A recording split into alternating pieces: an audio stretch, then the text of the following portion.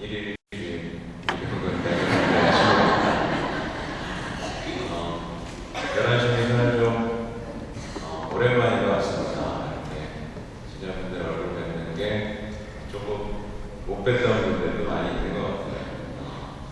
아무튼 오늘은 성 김대만 아세냐 사제 순교자 대축일입니다. 1845년 8월이었습니다. 지금으로부터 약 170여 년 전 25살의 나이로 신부가 된 남자가 있었습니다. 이 남자는 이렇게 사제가 된 꿈을 이뤘는데 이듬해 9월에 이 꿈도 펼쳐보지 못한 채 한강 세강터에서 목이 잘려서 순교하고 맙니다. 이분의 이름은 다 아시겠지만 김대건 안드레아 사제입니다. 익히 알려져 있죠. 한국인 최초의 사제 그리고 순교자입니다. 신부님의 어린 시절을 보면 아주 태어날 때부터 이렇게 밖에 속에서 살았기 때문에 영양 상태가 좋지 않았다고 합니다. 그래서 아픈 데도 많고 커서 이렇게 좀 약했는데 16살의 나이에 마카오로 이제 신부가 되기 위해서 신학생의 신부로 여행을 떠납니다. 지금이야 비행기 타면 금방이지만 당시에는 6개월이나 걸리는 아주 긴 대장정이었습니다.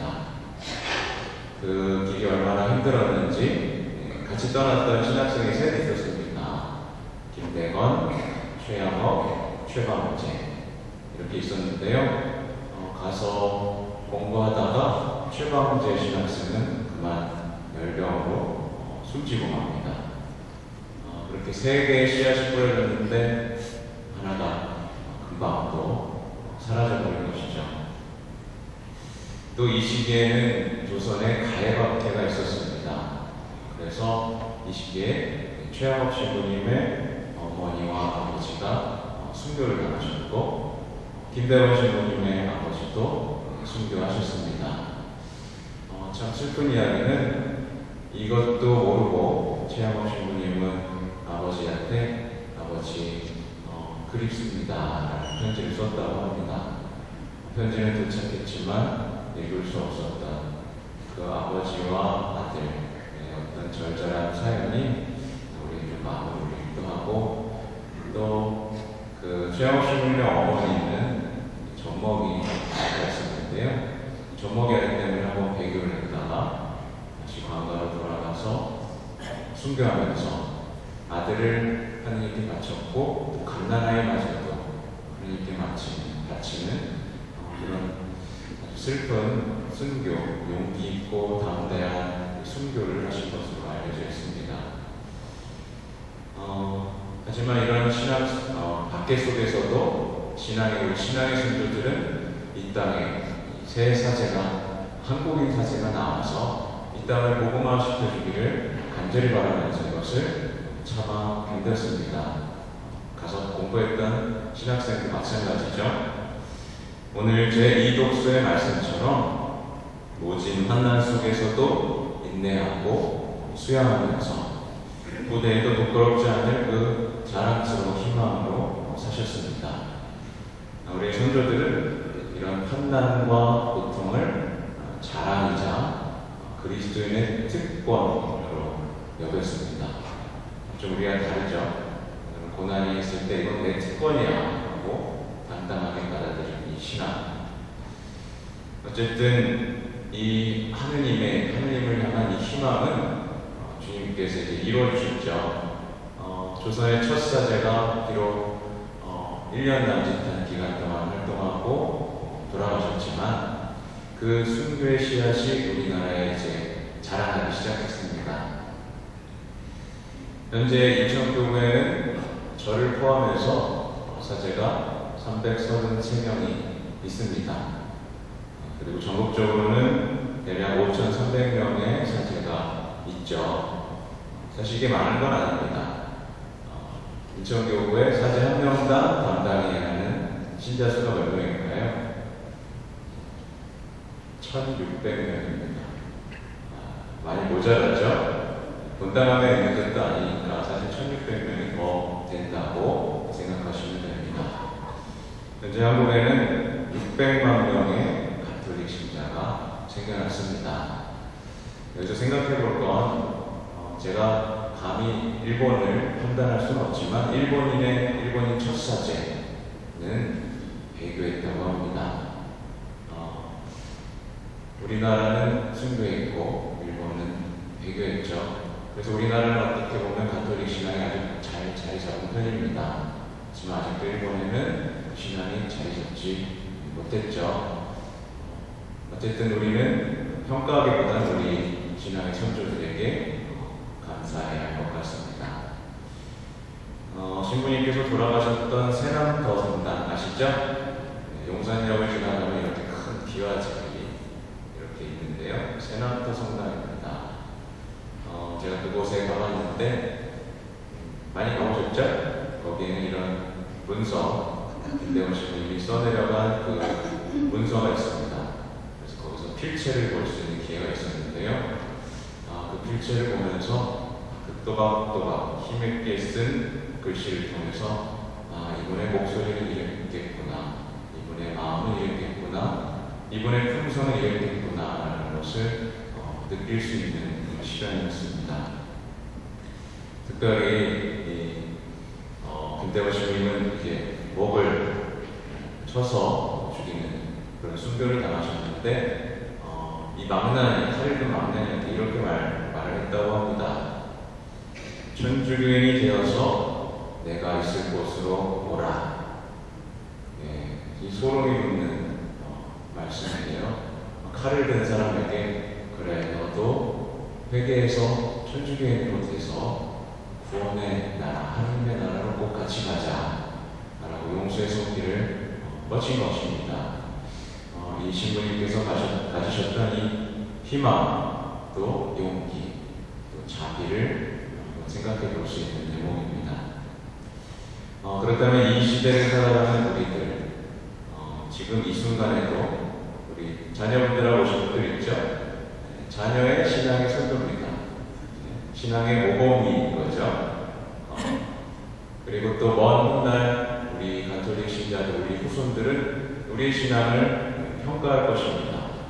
그때 그 신앙인들은 이렇게 살았대 라고 평가하겠죠. 그렇다면 우리는 어떤 신앙을 살고 있을까? 만약에 어느 학교나 직장이나 어느 지하철에서나 나는 천주님을 믿는 사람입니다 라고 당당히 말하고 행동하지 못한다면, 또 일상 안에서 하느님을 따르는 것보다 내가 좋은 일을 하는 것이 더 좋아서 잠시 하느님을 잊는다면, 어떻게 보면 후손들은 그것을 보고 우리 신앙선조들은 일상에서 배교했어 라고 말을 할지도 모르겠습니다. 사실은 내가 천주교를 믿는 것이 약간 손해보는 것 같더라도 그 희생을 기꺼이 받아들이는 것, 그것이 이 시대를 살아가는 우리가 할 수 있는 순교겠죠. 왜냐하면 요즘에 천주교 믿어 죽어 이런 사람 한국엔 없습니다. 그렇기 때문에 우리는 그 순교의 의미를 되새겨야 하죠. 어떤 분들은 순교에 대해서 되게 거부감을 갖는 것 같습니다. 꼭 하느님께서 이렇게 말씀하신다고 생각하시는 것 같아요. 날 위해 죽어라. 네, 그런가요? 날 위해 죽어라 라고 하시지 않습니다. 오히려 예수님께서 십자가에 못 박혀 우리를 대신해서 돌아가셨습니다. 우리 조상들이 순교하실 수 있었던 것은 하느님을 너무나 사랑한 나머지, 그분이 너무나 좋은 나머지, 그분의 삶을 담고자 하는 열망이 강했기 때문에 목숨을 바치신 것입니다. 그러니까 사랑이 없으면 아무것도 아닌 거라는 말이 있죠. 사랑하셨기 때문에 목숨을 내놓으셨고, 사랑했기 때문에 그 씨앗이 우리에게도 그 그 엄청난 그 신앙의 힘이 우리에게 전해주고 있는 것입니다. 요즘 일상에서 우리는 글쎄요, 어제 중고등부 미사를 했는데 시험 기간이라서 아이들이 많이 나오지 않았습니다. 그런데 어떤 분들은 시험 기간이니까 너는 공부하고 나가지 마 라고 하시는 부모님들이 있을 수 있습니다. 또 어떤 분들은 직장에서 중요한 일들이 있기 때문에 직장을 나가고 뭔가 준비를 하고 성당을 안 나오는 일들이 있고, 때때로는 또 일상 안에서 가족과의 행복한 여행을 위해서 성당을 빠지는 일도 있을 수 있습니다. 그런데 가만히 생각해보면 우리 신앙의 선조들이 목숨까지 바치면서 지켜낸 이 신앙, 우리가 너무 아무렇지도 않게 여기고 있지 않은가 생각해볼 필요가 있고요. 특별히 말씀드리고 싶은 건 내가 중요하다고 생각하는 것을 위해서 하나님을 잠깐 잊는 것, 이것은 어떻게 보면 정말 이 시대의 새로운 배교라고 할 수 있습니다. 오히려 내가 중요한 것이 있지만 난 하나님을 잊지 않겠다, 나는 천주교인이니까 라고 하는 것이 시대의 선교죠. 만약에 자녀분들에게 너 공부해라, 공부를 위해서 잠시 하나님을 잊어라 라고 교육을 시키신다면 그 자녀는 어쩌면 나중에 자신의 중요한 성공을 위해, 직장을 위해 계속해서 하나님을 저버릴 것이고, 어쩌면 가족도 버리고 친구도 버리고 하나님을 위해서가 아니라 자신만을 위해서 사는 어떤 불행한 인생을 살 수밖에 없을지도 모릅니다. 하지만 하나님을 찾은 사람은, 그리고 끝끝내 그것을 버텨낸 사람은 우리 신앙의 선조들이 느꼈던 그 천상의 행복을 우리 지상에서도 누릴 수 있겠죠. 그것이 우리 신앙의 선조들, 순교의 삶에서 배울 수 있는, 우리가 살아가야 할 오늘날의 순교가 아닐까 생각을 해봅니다. 오늘 이 시간 모진 박해 속에서도 우리에게 신앙의 모범이 되기 위해서 목숨을 바치신 김대원 사제, 그리고 그 밖에 이름 없는 순교자들 기억하면서 나의 신앙을 점검하고 하나님께 더 나는 천주교인이다 라고 당당하게 이 세상을 살아갈 수 있는 그 용기 있고 담대한 신앙을 청하시는 시간 되셨으면 좋겠습니다. 아멘.